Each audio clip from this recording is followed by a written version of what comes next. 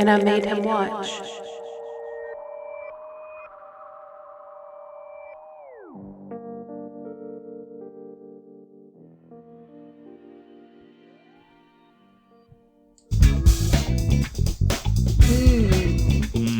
Yeah. Funky. It is. It's a little funky. But yeah, that would kind of be sad if that was your intro. And then you just, welcome back to this podcast, blah, blah, blah. Like, Oh, there's another one. I don't know. I like the other one better. Play the other one again. Yeah. Yeah. I like it. That's funky. But the other one's like a welcome back after a word from our sponsors, you know. Yeah, it's type of feeling. Yeah. But yeah. I mean, they're cute little sounds, I guess. But you know. Let's see what the audience thinks about it. No, that's bad. They love it. They're in love with it. That was a bad joke. Okay. That was a bad joke. Hello and welcome back to And I Made Him Watch, the podcast where I force my husband to witness possible cinematic crimes. I'm your host, Dani Page, and here with me forever and always, possible clone, my husband and filmmaker, Troy Allen. What's the code word? Pineapple. Pineapple is not the code word, unfortunately. I meant platypus. No. Oh, fuck. Platypus. Imagine. Gatorade. I don't know. Your I was code supposed to word study is for this. platypus. Oh, shit. Yeah, I mean, you're not going to say platypus in, like, normal conversation, you know? I mean... You could, but I guess. you'd be having some weird conversations, though. I mean, if you were going to prove to me that you weren't cloned, and I was like, yeah, you have to say a code word or code phrase, what would it be? I don't know. Pterodactyl. Fucking platypus. I mean, right now after that, platypus could be the code word. That or hippopotamus. Mm. Hip hop anonymous. Damn, you give him all the easy ones. What's happening over there? I don't know. Okay. We're just having a grand old time after today's feature presentation. Yeah. So today's movie isn't our typical low-budget B-movie, although it is a low-budget movie for sure. Cyborg from 1989 is an MGM and Canon Group movie featuring one of the biggest action movie stars of all time, Jean-Claude Van Damme. I don't have a reason other than when I was researching movies, this came up and it looked like kind of like a Little Brother movie. Do you know what I mean? No. So, growing up, I think I've mentioned this before, like on the podcast, like, growing up, movies were a big thing in my house, and my Nana and Papa would have, like, collect VHSs. Mm-hmm. A lot of them were Disney movies, but we would take turns. It was usually in the order of, like, oldest to youngest. We would take turns picking movies, and we would, like, binge watch movies, like, throughout the weekend. And when it became, like, my little brother's turn or my other cousin who's a boy, they would always pick movies like this, like action movies, like Die Hard or, what's that other buddy cop movie with Mel Gibson? Oh, like Lethal Weapon? Yes, yeah. Lethal Weapon and stuff like that. That's the type of movies they would pick. So when I say this is like a little brother movie, that's what I mean. Like, this is a movie my little brother would have picked. I see. Back in like the 90s. Yeah. I mean, I get it. Like, there is a certain allure about it. Yeah. You know? I mean, it's got Jean-Claude Van Damme, for Christ's sakes. This movie is made for little boys to watch. Like, yeah. This is like... Yeah. And this is after, like, Bloodsport and all that stuff. Mm-hmm. I mean, at least I think so. But, I mean, I feel like he was trying to kind of, I don't know, ride on the coattails of, like, Arnold Schwarzenegger and stuff, and trying to, like, get that same sort of star status, you know. I mean, there were, like, there's forever going to be, like, action heroes in, like, Hollywood that take that, like, a typecast, you know. Jean-Claude Damme and Arnold Schwarzenegger and also, like, Chuck Norris were all, like, those were the three top names in like the 80s and the 90s and early 2000s sometimes. But that was just that thing. That was that generation. Right. Yeah, I mean, and you got, Sylvester Stallone. Yeah. Which, I mean, I feel like if you were to consider like Arnold Schwarzenegger to be number one, mm-hmm. I feel like Sylvester Stallone would be a close second. I really do. Because, I mean, you had Rocky. I mean, if we're talking movies, yes. But if we're talking, like, this type of movie and, like, TV movies, Chuck Norris would beat all of their asses, honestly. I mean, he was in, I think it was Enter the Dragon with Bruce Lee. Oh, yeah. That's right. Oh, God, that movie's old. Yeah.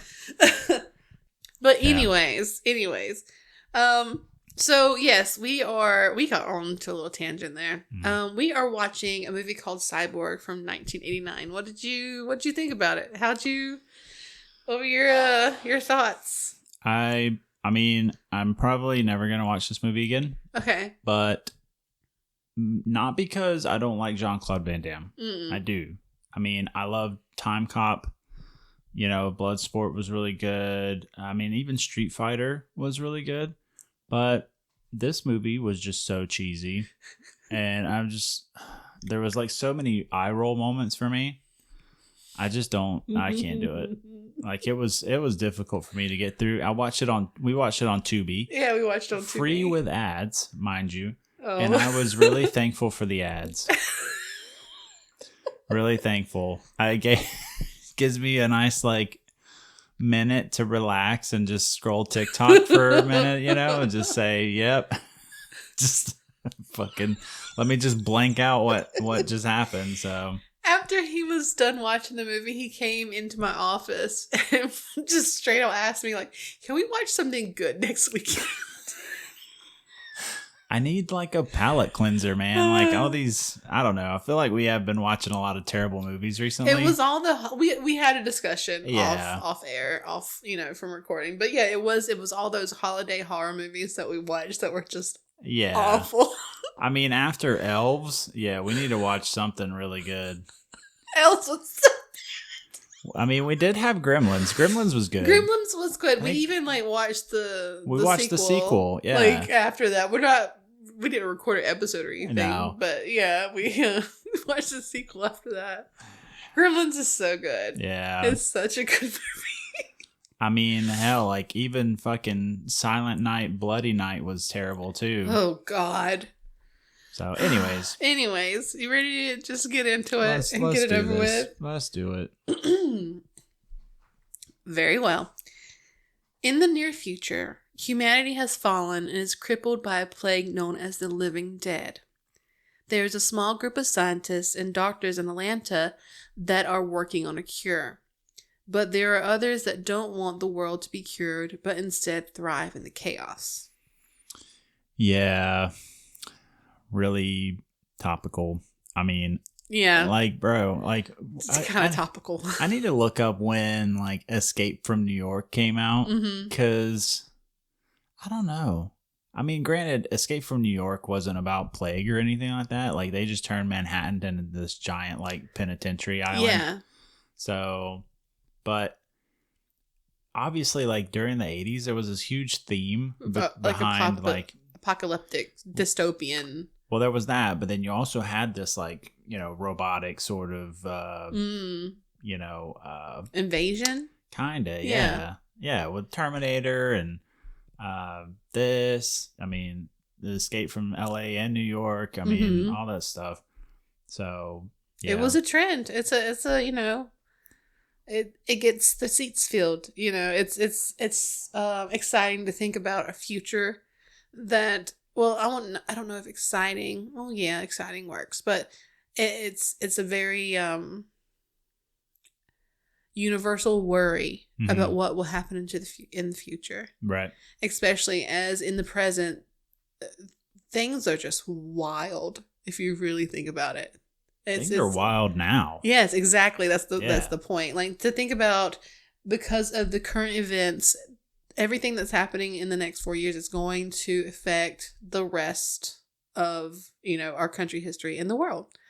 So it's a strange and exciting way to think about what the future will be like. Yeah.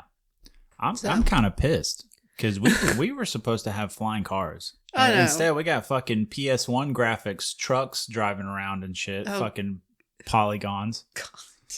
Fucking, we got ripped off, dude. The movie begins with Marshall and Pearl fleeing a post-apocalyptic New York. It's very medieval meets 80s New York, by the way. Yeah. Marshall tries to occupy pirates as Pearl flees alone on foot. Marshall is taken down by the pirates, and he tries to convince their leader, Fender, to let Pearl go so they can cure the plague. And Fender is very much likes the world how it is, and he lets Marshall know this before killing him.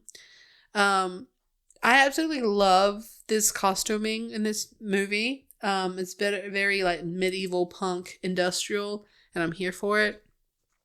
But yeah, these events, this intro happen. It's a lot that happens in like the first 5 minutes of the movie. Where are you going with me, Pearl? God, you're not wrong. I'm not wrong, dude. You're not wrong. You can't fault me for it. No. And also, the entire opening of this movie is just a roid rage fucking filled cheese fest, dude. I mean, so many there's so many abs. jack dudes and So women. much oil. So much Then, baby oil. Yeah, it's just... There's a P. Diddy joke in there, but I don't want to make it. Fucking Diddy. He was probably fucking like production designer or something. There was a lot of body oil. There's a lot of bodybuilders that are just, yeah. And it was NPC type characters. They really are. Yeah, you get one glimpse of them and you never see them again.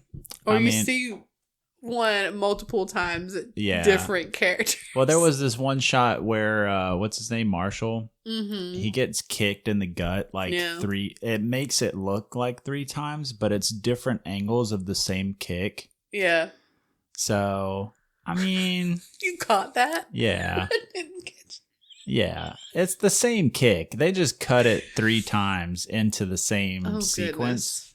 So, which is fair. I mean, I don't want to get kicked 3 times. No. I'd rather get kicked once, and then you just show it 3 different ways. So, anyways, yeah.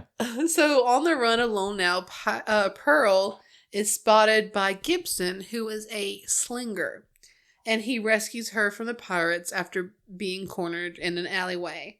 Pearl convinces Gibson to help her reach Atlanta and reveals that she is a cyborg by ripping that wig off. And under the wig is this mechanical mess of gadgets and gears. And Jesus Christ. It just occurred to me that Van Damme's character's name, Gibson, in this movie, I feel... Okay, here's my theory, okay? His character's name is a ripoff from Mad Max, whom the actor playing Mad Max is Mel Gibson. There's a reason for all the names. Which most likely are really stupid fucking reasons. Okay. Yeah, but I'm sticking with this one. This theory has to be correct. Okay. So before they can hit the road, Fender and his pirates corner them again, and Gibson is shot and buried under some rubble. Fender tells Pearl he'll take her to Atlanta, and she's going to give him the cure, or she's going to see the horror show. And he holds up Marshall's severed head. Marshall didn't last long. No. Like, it makes it seem out like he was going to have more of an important, like, kind of role at the beginning. Yeah. But yeah, he's already dead. Yeah, no, like, you see Fender hold this knife up to Marshall's throat, and then they cut away, and it's implied that he cuts his, it's implied he cuts his throat initially, and then we see his severed head later on. Yeah. I have to mention the whole special effects behind the, like, cyborg part. Oh, yeah, go, yeah. Go off. Really dumb. We're just stupid. Like, the initial, like, animatronic version or whatever was really cool. Mm-hmm. Which I think it's the same thing that we see in the scene where Fender holds up Marshall's head, because the face of this animatronic does not look like the actress at all. Like, there's not even a passing resemblance. No, it It's really terrible. It's like claymation too, a little bit or something. It's very strange looking. It doesn't look like her at all. Like, I know what you mean. I know exactly what you mean because I went back and watched it 3 times. Yeah. I watched it from like right the moment before she takes the wig off to like where it shows her face like really close up, and then after, and when she turns, I'm like, that wig didn't do that much work, honey. No, I mean, it did not. No, not at all. Like, I get if you're like just watching this for the hell of it, you know, and you're not that invested in it, like it's just kind of on in the background, you would never notice, but I noticed. Yeah, we noticed. Yeah, that's pretty bad. Noticed. So Gibson comes to and remembers Pearl's words about like going to Atlanta. Meanwhile, Fender and the pirates are doing what pirates do. They pillage and they're stealing, and they kill this whole family for a boat to take from New York to Charleston. Fender says the line. Yeah. He says, "You expect us to swim all the way to Atlanta?" Yeah. "I can't swim, asshole." I hate water. He says he hates, He hates water. Yeah. What kind of pirate hates water? Pirates love water. Pirates, and they're here for a boat. Okay, pirates need boats. I guess it's a given. They tend to come together.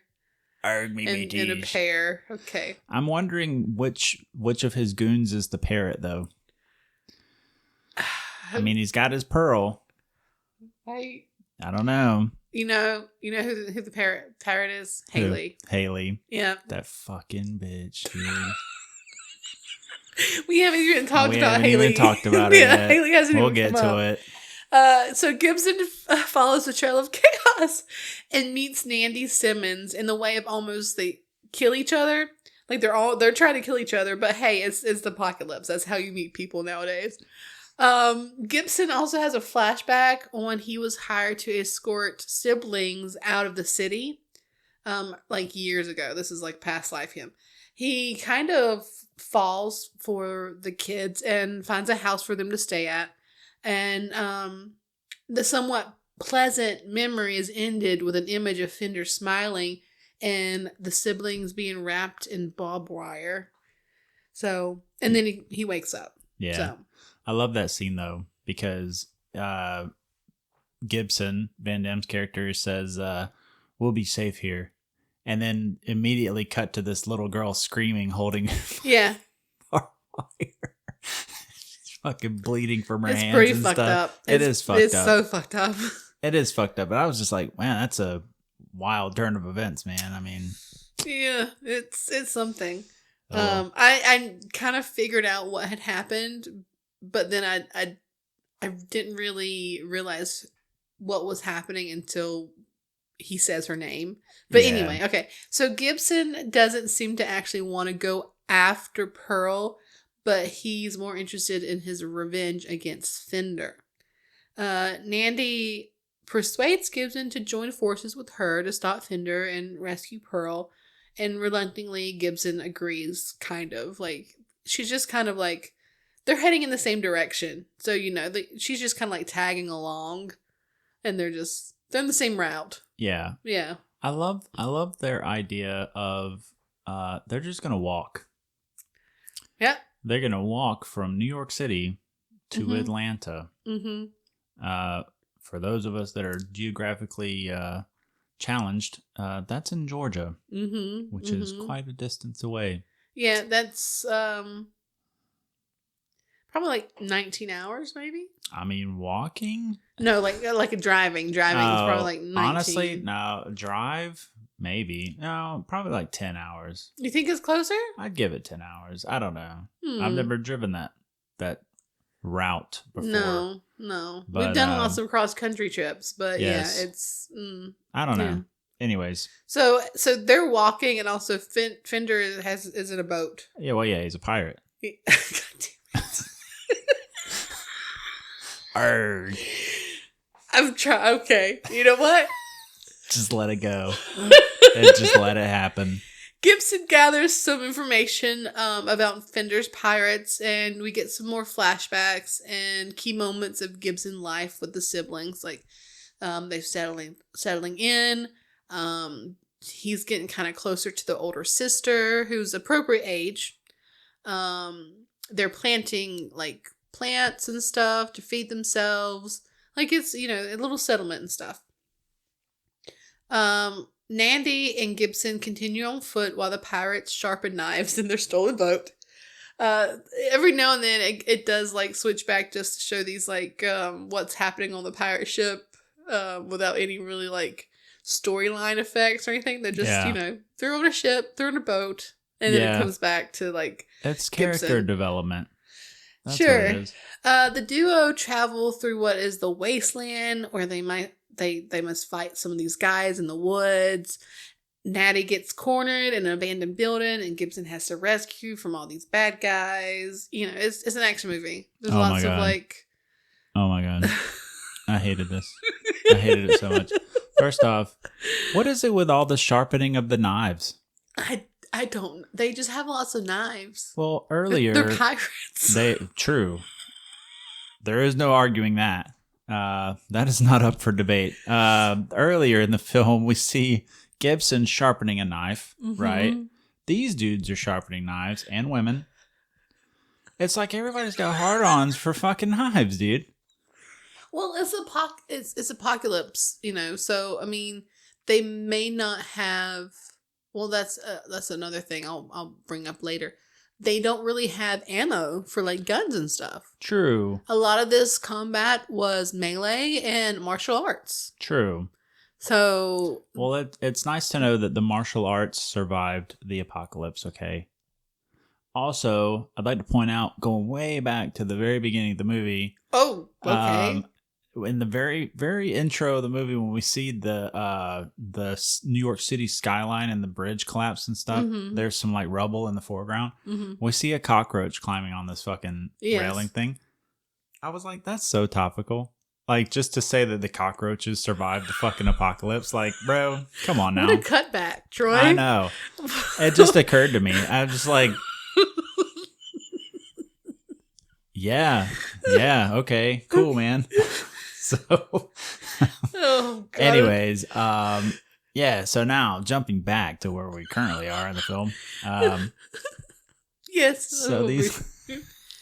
So these fucking wood pirates are hiding out in this fucking abandoned building, right? Wait. Wood pirates? They're wood pirates simply because their habitat is the woods. They live there. Okay, and I'm sticking to it. Okay, go ahead. Yep. There's dudes casually fucking rappelling from the ceiling and stuff, like it's another fucking Tuesday, you know. They save Wednesdays for their fucking crochet lessons, right? So, anyways, I really hate the fact that they stuck with this like cliche fucking damsel in distress. Yeah, it happens a lot in this movie. With the same person, mind you. Yeah, I know. So, we'll circle back to that. But obviously it's Van Damme. He kicks all their asses and stuff. So yeah. He saves Natty again. So late that night, the two make camp on a beach, waiting for Fender's boat to pass. They have a very brief conversation about helping each other, and Gibson confesses that he doesn't want to see her die. Natty pretty much offers herself to him at that point, but Gibson like gently declines. Also, how the fuck did they meet up before Fender gets to this spot? How did they make it down the shoreline before the freaking boat made it down to this point? How fast is this boat? How fast are they walking? I'm betting they walked really fast. They're walking really fast. He probably owes it to all his years spent power walking in the mall, like with all the grandmas and stuff. Yeah. He probably walks really fast. You think Van Damme does a lot of Fuck mall yeah, bro. walking? You don't get the nickname Muscles from Brussels without power walking in the mall. You know? Okay. He's probably just yelling out, "My name is Jean-Claude Van Damme. Look at me. I He- walk his- really fast. His voice isn't as gravelly as it's a little softer. It is softer, but Yeah. I'm trying to, I know. the machismo, you know. I get it. I get it. I walk It's really it's a fast. good one. You know, it's a good skit. Really fast. Hmm. Really fast. Okay. You good? I'm good. You ready to move on? Carry on. Okay, thank you. All right, another flashback time. It's revealed that Gibson and the eldest sister fell in love, and she's convinced him to stay with them and settle down. Fender found them, but it's yet to be revealed what actually happens after Fender found him, and because he wakes up. It's Whatever. really bad. In the morning, Gibson did not abandon Natty, surprise, and Fender's boat can be seen from the shoreline. On the boat, Pearl has a flashback for herself of when she became a cyborg. It turns out she actually volunteered to turn herself into a cyborg so she could go to New York, collect the data for the cure, and then return to the CDC. Yeah. Let's think about that moment. Logically speaking. You know what? Let's get down to it. Tell me, Troy. Okay. Let's beef it out. What kind of data are we talking about here? I don't know. Like, are we talking like just binary? Like, is it data they achieved by like experimenting on people who had the plague? Is it like what type of plague it is, where the plague came from? Like, it's not revealed. No. No, we don't know what data. They just say data. Yeah. They just say data, and it's the key to the cure. I bet it's the kid from the Goonies. Which kid? Data. Data. She just got him in her backpack name? or something. What's the actor's name? He had a... Yeah, Kihei Hai Kwan or whatever. Yes. Data is in her backpack, okay? And for some reason, she had to become a cyborg to do that. What was the everything all at once? Yeah, everywhere? everything everywhere all at once. Such a good that was so good. It's a good show. Also, was it a movie? It was a movie. Yeah, it was a movie. Yeah. They won Oscars, okay? Yes, they did. It was so good. So good. He was also Short Round. Mm-hmm. But I digress. So, yeah, why did she have to become a cyborg to do this? I don't know. That bothers me. Movie magic. Oh, Lord. Here we go. Okay, what's the next question? With the fucking movie, man. What's the next question? What's the fucking movie, man? Honestly, I felt like this fucking movie, dude, for the title to be Cyborg. Yeah. There's very little cyborg action. You know what I wrote later, like at the end of the movie? It's literally, for a movie called Cyborg, it had almost nothing to do with the cyborg in the movie. I'm pretty sure we see Pearl for a total of like 10 minutes. But, for the title of this movie to be Cyborg, there's very little cyborg in this movie. Like...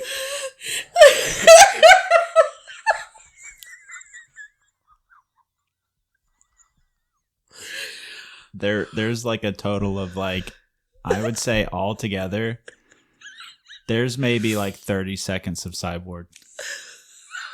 30 seconds. And I feel like that's being generous. So.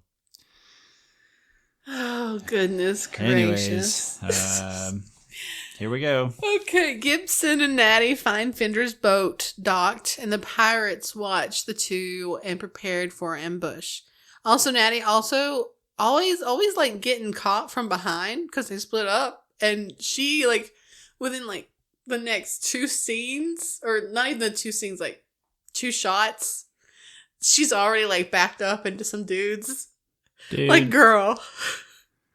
He tells her, "Stay put. Yeah, stay right here. I want you out of my way. Stay here." And she's like, oh, "Okay." And then he leaves, and she's like, "Nah, fuck that." And I'm like, okay, because that worked so fucking well the first time, huh? You were so good with it the first time. Wow. And not even like, I would give her 4-5 seconds from the time she made that decision to the time that she got caught. Yeah.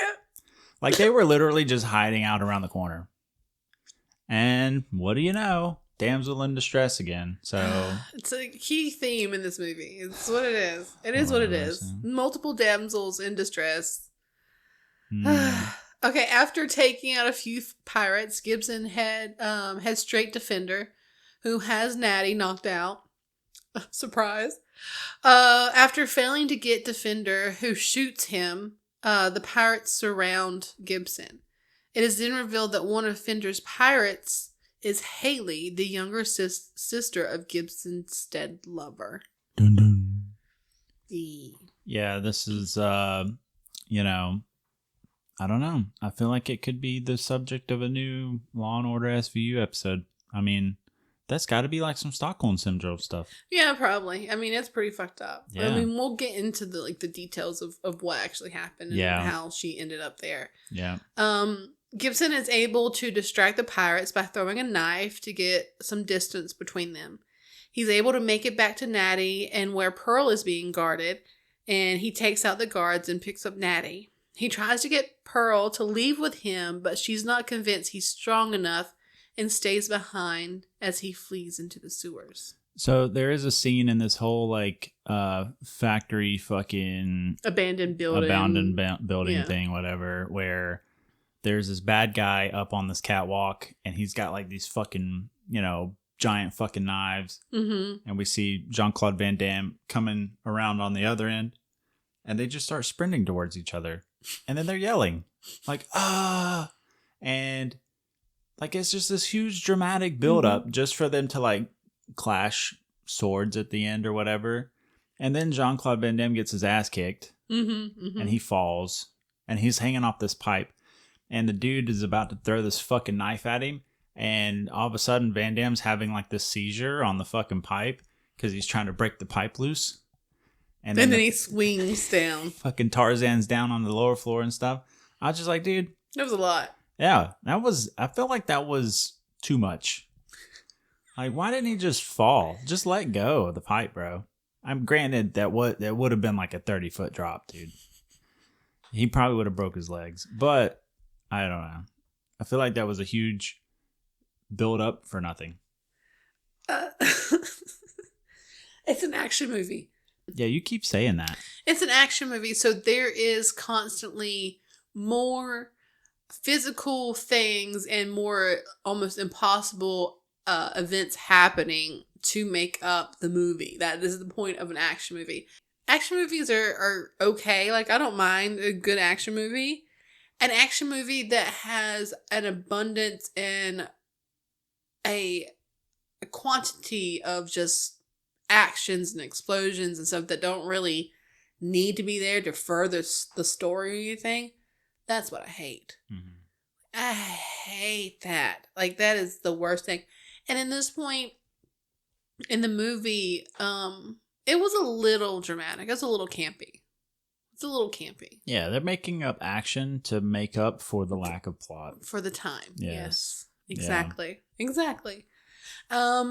So the pirates follow him down into the sewers, and he kills one of them before Natty gains consciousness back, and then they make it up to the surface, leaving Fender and the pirates behind in the sewers.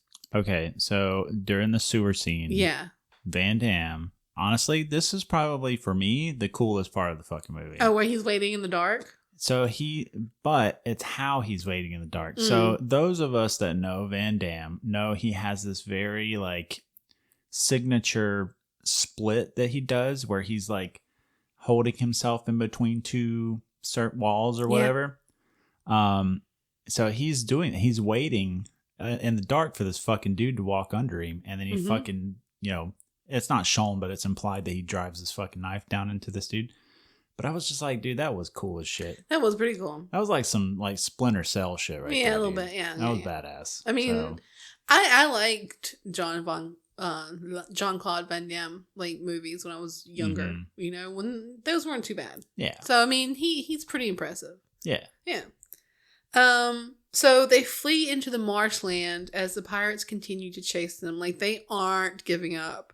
Like, dude, there was so much running. There was so much. There was so much running that he actually yelled out the word "run."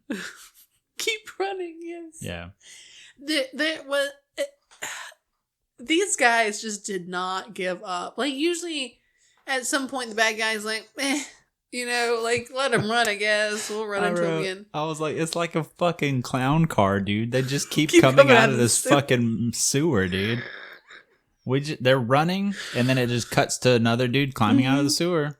You know? And then she says to him, when they get out of the sewer, she says, I guess I should have stayed put, huh? Like, you bitch. If it were me, I'm gonna punch you in the fucking dude. Fucking, I should have stayed put, huh? Like, you should have left your ass in the fucking sewers, man. Jesus Christ. Anyways. Gibson fights another one of the pirates as Natty fights the woman pirate. Obviously, because she can't find a man pirate. Of course. Whatever. Oh, sexism. Lots of fighting. It's an action movie. Also, I'm pretty sure Natty cut off that bitch's fingers. Dude, initially I thought it was her hand. I think it was her fingers. Yeah, I think it was too. That makes more sense. Because we see her hand later. Yeah. Yeah. And because initially I was like, oh, she cut off her hand. But then we see the lady pirate knocked out and her hand is there, but it's kind of made to look like it's just her wrist or something. I don't know. It was like knuckles, like her knuckles. More fighting. Gibson kills another pirate and another pirate shows up. Rinse, repeat a few times. Finally, Gibson is surrounded and outnumbered, and he's hurting pretty bad too. Fender then fights Gibson, who is weak and tired, but still trying his best. But he beats Gibson's ass, and they then crucify Gibson. Yeah, I was like, damn, getting crucified has to suck, dude. Yeah, that's pretty rough. That's gotta suck. He gets crucified on this. It's a mast. A mast of a shipwrecked ship. Yeah. Yeah. I mean, topical, dude. Like, which I mean, I guess for a pirate. Well, no, I don't know, like Pirate Christ.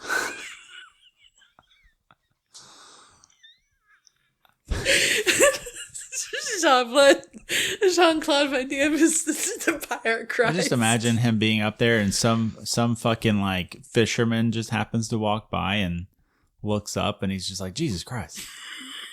He's like, hey. Fucking topical, dude. God damn it. I was trying to look into some. What is this? I don't know. Is this even real? What is this? I was trying to look into some like underlying message, like is Jean-Claude Van Damme Jesus Christ in this movie? Is he Jesus Christ? Like, not really. No. I mean, I think the crucified, because there was a few like back in the New York City and the stuff. There was a few like people crucified. I think it's just like Fender's type of thing. He likes to like crucify people. Like Fender's actually really fucked up. Yeah. Like he's really fucked up. Yeah. Like I didn't go in the details of everything he did, but he's not nice. Like think of Fender as like a really jacked, methed out tweaker. Yeah, his teeth are really bad too. His teeth are really bad. Mm-hmm. But those like piercing blue eyes, it's terrifying. Ready? Okay. We kind of went off topic again a little bit. A flashback time. Gibson and the older sister hit it off. He finds him a home and is convinced to stay with him. Yeah, we went through this. It shows this like repeat, you know. Yep. Fender finds them. He wraps Gibson, the eldest sister, and the little brother in barbed wire above a well. He then had Haley, who was like maybe 10 at the time, like a little girl, try to hold them up with barbed wire. And well, a girl trying to hold up 3 members of her family with her bare hands and barbed wire, it doesn't really work out. And Haley did try her best, though, but in the end, the 3 fall into the well. And the only one to survive was Gibson. Like, I don't know. It's like we are led to believe that this well had to have been like, I don't know, in the range of like 40 to 50 foot deep. Because imagine it's like a 10-foot well, right? There's no way in hell you're going to fall down a 10-foot well and you're just going to be all smashed up on the fucking rocks below. Well, what is the average depth of a well? I don't know. But I'm sure it's not fucking 50 feet. Okay, let's see. The average depth of the well is between 100 and 500 feet. Holy fuck, bro. Honestly, though, that explains a lot. And this one says 100 to 800 feet. So, I mean, yeah. I mean, but now my question is, how did he climb out of said well? Jean-Claude he is Jean-Claude Van Damme, isn't he? Yeah. Isn't he? Yeah, he is. God damn. But, I mean, how did he not die? That's my question. Say it. Maybe. Say it. Don't you dare say it. Movie magic? Maybe his body landed on top. So the little boy and the young woman cushioned his fall. This is so funny. He just told him on the way down. He's just like, "I'm sorry, I've got more movie to be in, so I'm just gonna need you to take this for the team." Filled with the rage of what happened to his lover and her family, Gibson is able to knock himself down, and then Natty shows up and frees him. Meanwhile, Pearl tries to connect with Fender. They have this really awkward conversation about what he will do with the cure, and he said, "Stop trying to make me talk," or some shit, and she's like, "I'm just having a conversation with you, dude." Fender is what a dude bro would turn into in an apocalypse. Just no brain, no think, no thoughts, only murder and chaos. That's... I mean, he is a pirate. Emotions, bad.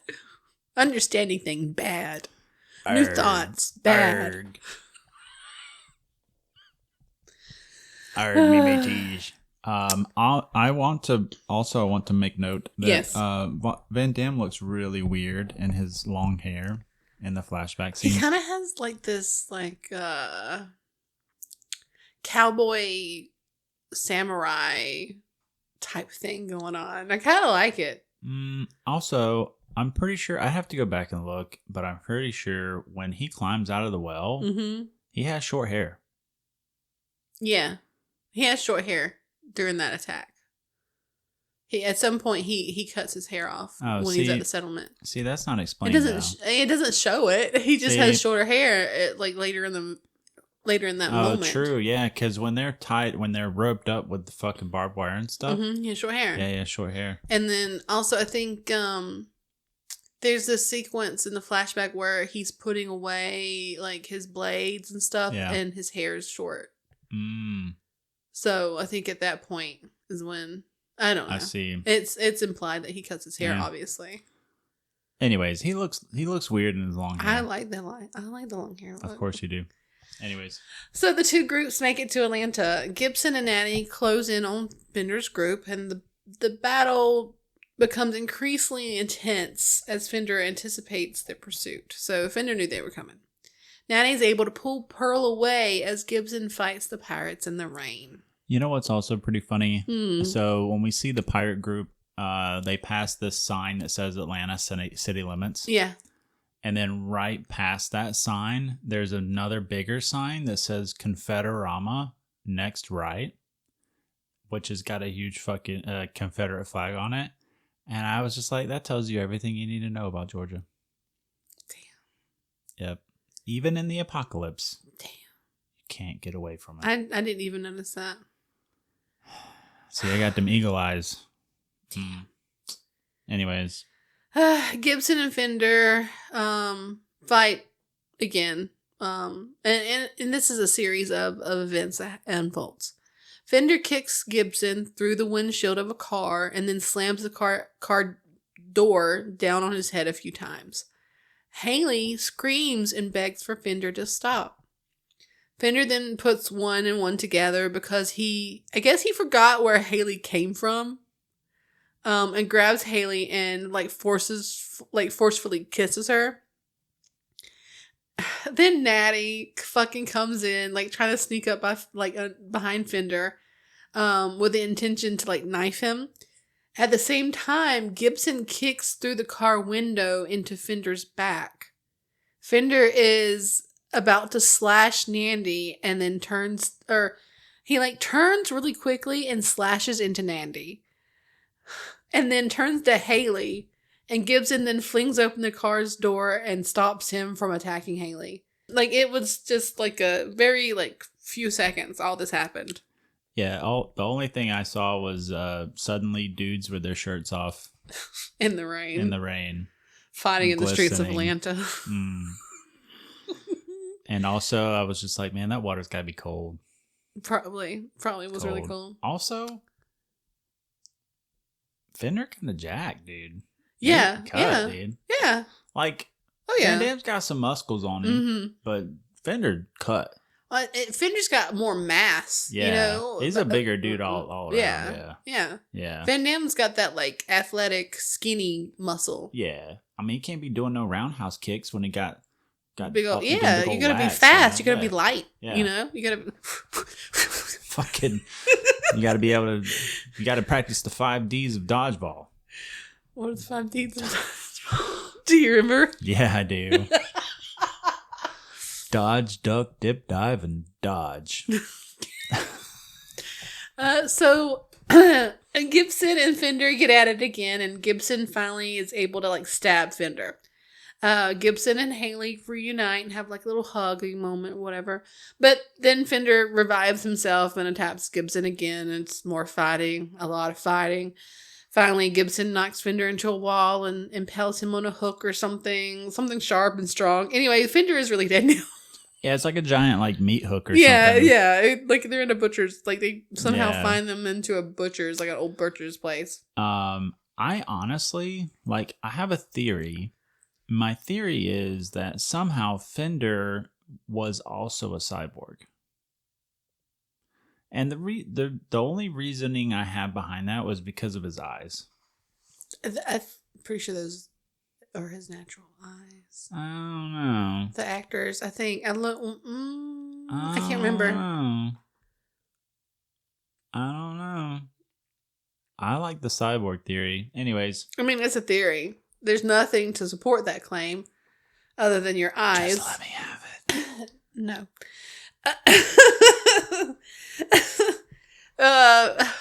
Pearl, who was knocked out somehow. I mean, Cyborg. I don't know. Wakes up and finds Gibson and Haley mourning Natty.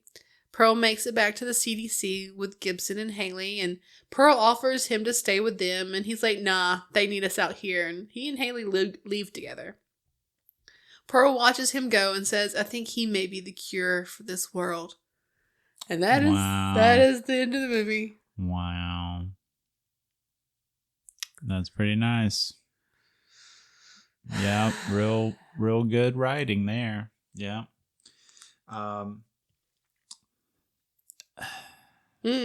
Yeah, I don't know. I don't know what to think about it. I mean, it's a pretty terrible movie, but at the same time, it's got Van Damme. So good times. Okay. Yeah, it was something. Then guess what? There's some stuff I'm about to tell you. So, the 1989 movie Cyborg is a dystopian action film written and directed by Albert Pyun. I think it's Pyun. Pyun? Jean-Claude Van Damme played Gibson Rickenbacker. Jean-Claude Van Damme played Gibson Rickenbacker. Deborah Richter as Natty Simmons. Vincent Klein? Vincent Klein as Fender Tremolo. This was his debut film, by the way. I can tell.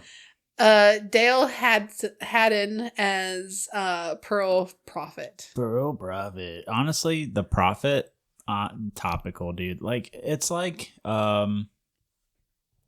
I don't know. Like, have you ever seen The Book of Eli with Denzel? Yeah. Yeah. Like how he is somehow this like Yeah, blind prophet. Yeah. Carrying the Bible, the only Bible that exists anymore, is very like, yeah.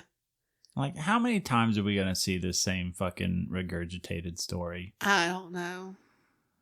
Although I kind of did like Book of Eli.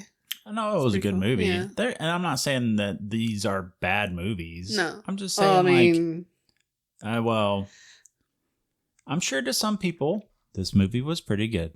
Okay.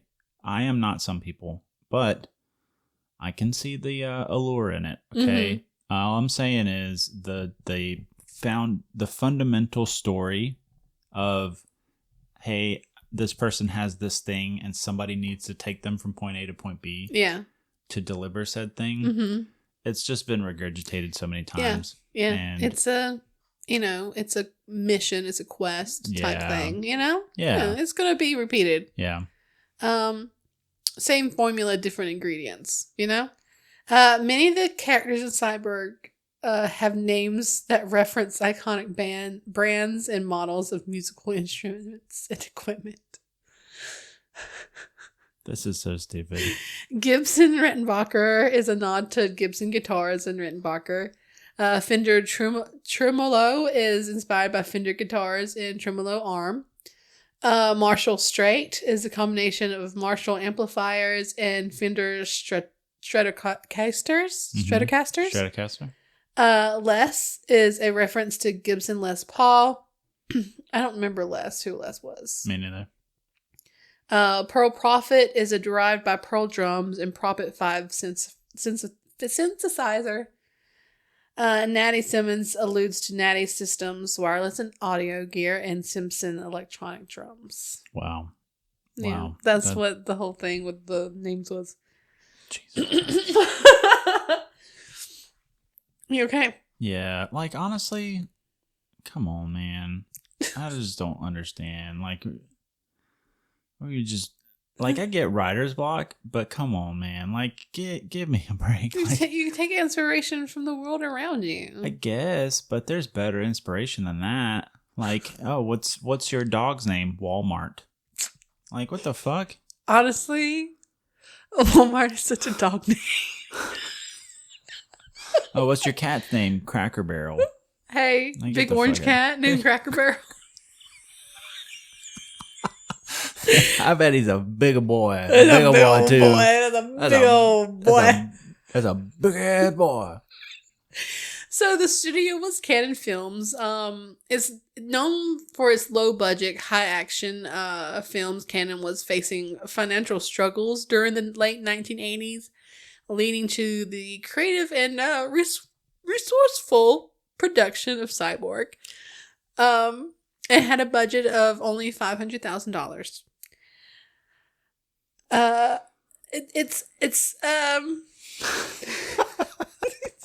It's a very low budget for the time, and it reused an existing costume sets and props from abandoned projects. Wow. The film was filmed primarily in South Carolina and surrounding areas, like I think it was Charleston and Richton, something like that. Mm-hmm. It was very like bleak. There wasn't a lot, and that's what they were going for. And which that's South Carolina. That's deep country. Yeah. The visual effects and practical design. The film relied on practical effects and minimalistic designs due to the budget restraints, contributing to its raw aesthetic. That explains why they didn't have guns. Also, yeah, because guns cost money. So the thing that Gibson is using when he shoots him is a paint gun. Oh, really? Yeah. Yeah. I mean, because it shoots out like it's almost like a harpoon gun kind of, but yeah, it shoots out like knives or something like that. Jean-Claude Van Damme performed many of his own stunts, again, because of the budget. Now, there's a lot going on, okay, and it happened with the production of this movie. So originally, Cannon Films was planning to make a sequel to the 1987 Masters of the Universe movie. and also a live action Spider-Man. But also, like, a 1980s live action Spider-Man movie would have been so fucking sweet. It would have been interesting, I would say. It would have been so good. I feel like Spider-Man is what it is today because of the CGI. Because with CGI, you could do shit you can't actually do. A 1980s Spider-Man movie would have been a blessing to our country and world. Oh, really? Yes. Who would have been Spider-Man? I don't know. I haven't really gone. I just aesthetically wise, when I think about a 1980s film like Spider-Man, it makes me go, oh, like that, you know? Like, my mind just starts, like, spinning. I feel like the only correct answer to a 1980s Spider-Man is Michael J. Fox. Yes, you're absolutely correct. A close second would have been Matthew Broderick. I mean, he had done Ferris Bueller's Day Off already, but those two, yeah. I'm gonna do Michael J. Michael J. Fox is definitely number one. Yeah. Anyway, we getting off. So both movies were to be directed actually by Albert. How'd you say it? I said Pyun. Pyun, and filmed at the same time. However, due to financial problems, Canon had to cancel the agreements with Mattel and Marvel. By then, Canon had already spent $2 million on costumes and sets for the canceled projects. And to avoid wasting that money, they decided to create a new movie. Pyun came up with the story of Cyborg in a single weekend. Explains a lot. Wow. He initially wanted Chuck Norris for the lead role, but co-producer Menahem Golan chose Jean-Claude Van Damme instead. Oh, that explains why you were mentioning Chuck Norris a lot earlier. This was actually the last official theater release for Canon Films after going bankrupt in 1987. This was it. I'm so sorry for your loss. This was the moment. Maybe don't spend fucking millions of dollars on movies that you're not gonna make, you know? Or like, you know, these canceled movies, like, bro, I'm not entirely sure how it works, but I would assume you would go under contract for a movie. Like, if you were a production studio and somebody approached you about making a movie, you would sign a contract before any exchange of funds or buying anything. So that way, if for some reason the project collapsed, you would be protected, you know, for your finances and stuff. I mean, that would be a smart thing to do. Yeah. Because I don't want to spend $2 million on movies that I'm not going to make. I mean, it was the 80s. They were just doing a lot of blow and just making decisions. True. So, I mean, it was a deal that, you know, didn't go right. True. Albert Pyun's original version of Cyborg was very different from what the audiences eventually saw. It was a 2-hour black and white rock opera that was much darker, more violent, and featured Jean-Claude Van Damme's dialogue, including heavy narration dubbed by another actor. They test screened this shit with an audience of 100 people. 99 out of 100 viewers said they disliked the film. Pyun was then removed from the post-production. Jean-Claude Van Damme then pursued the producers to let him and his producer friend Sheldon Littich re-edit the film and make it shorter and more marketable. And then Van Damme had previously worked on Bloodsport in a similar way. Well, you know, there you go. There you have it. People don't typically like I'm rock not operas. done. Okay. This incident marked the beginning of a trend with several of Pyun's later movies were taken out of his hands and re-edited by the studios. Man.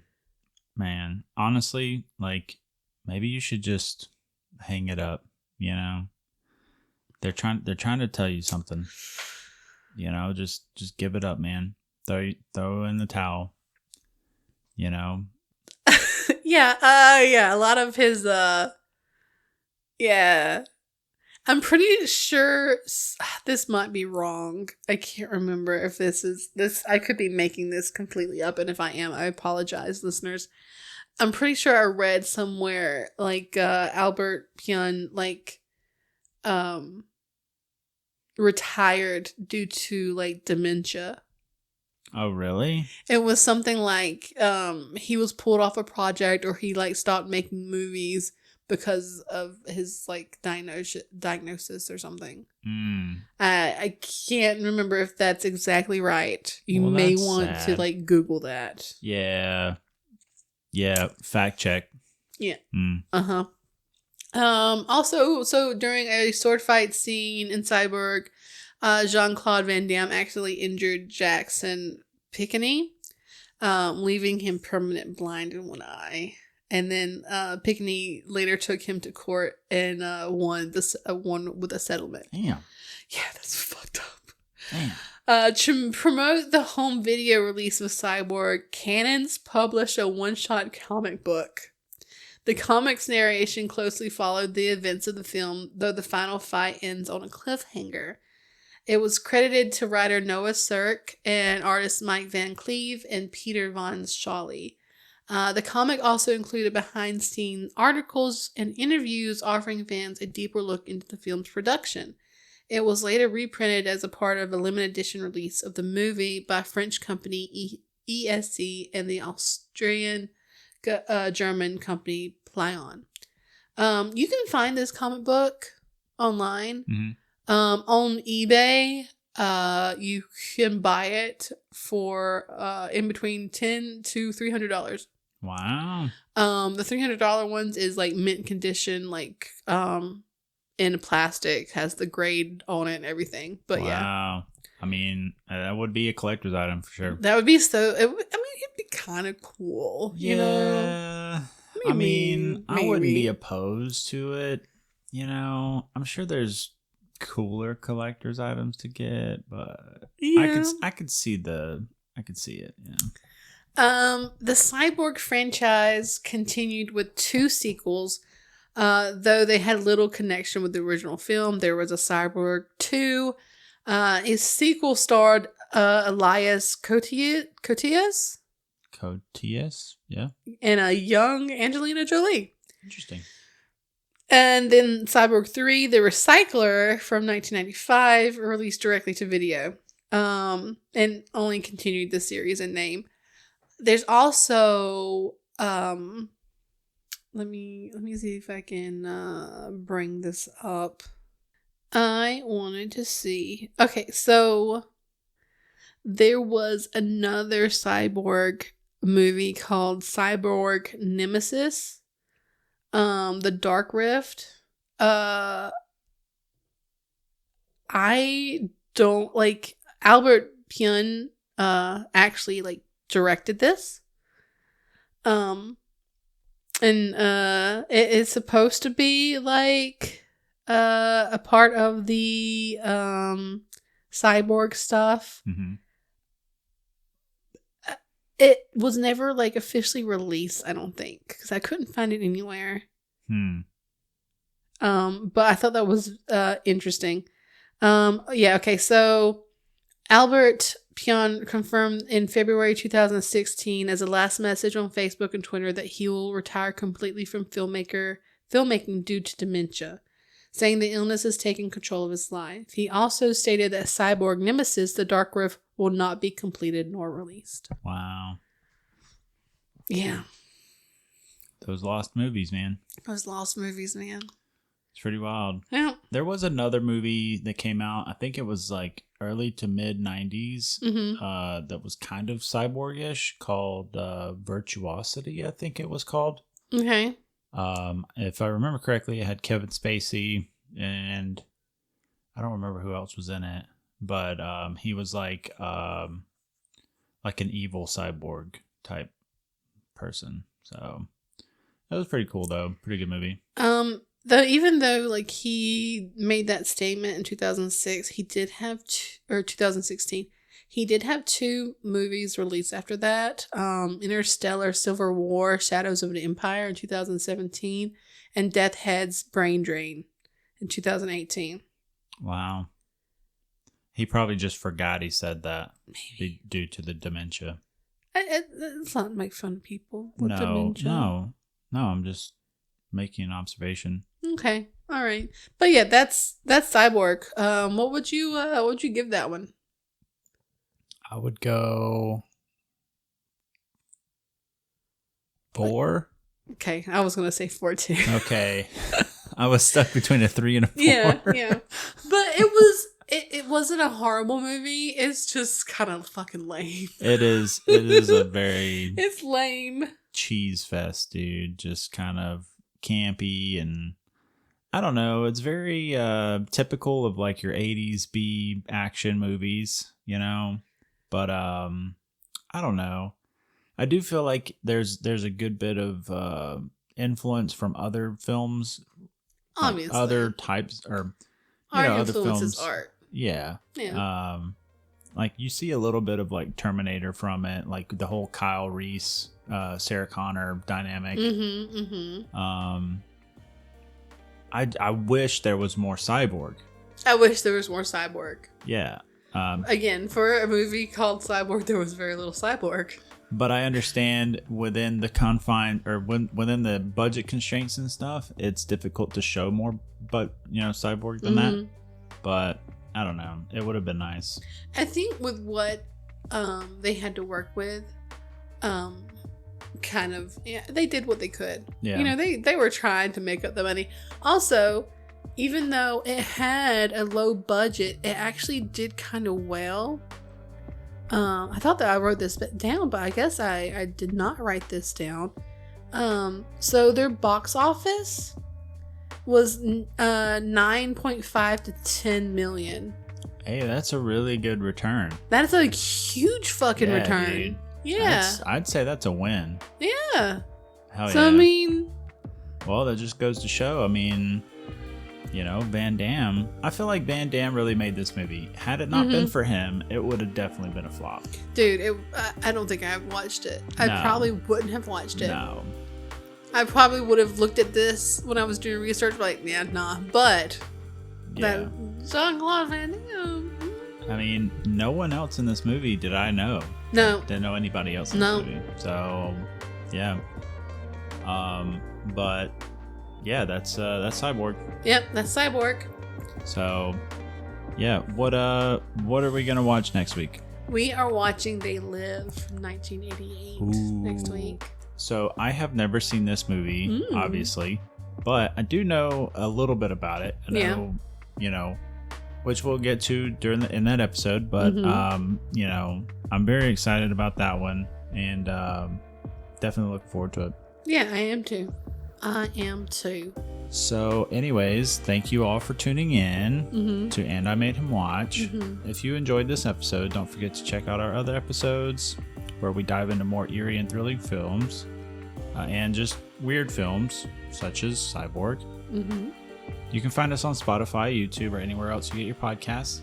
Stay connected with us on social media. Follow us on Facebook, Instagram, and Blue Sky for updates and behind-the-scenes content. For more information and to explore our full episode library, visit our website at www.andimadehimwatch.com. Your support means the world to us, and we'd love to hear your thoughts and feedback. Share your favorite moments, suggest movies for us to cover, or just say hi. Also, share the podcast, guys. Share the podcast. Spread it. Share it like your life depends on it. That's a little dramatic and a little aggressive, but what's also dramatic? Movies. Movies are dramatic. That's true. That's true. But sharing is caring. Please. That's how we keep going with you guys, Yeah. Be sure, if you're listening to this on Spotify or YouTube, be sure to leave likes, reviews, comments. I mean, we love to hear from you guys. We love your feedback. Tell us what you'd like to hear next. So, but as always, stay spooky. Bye.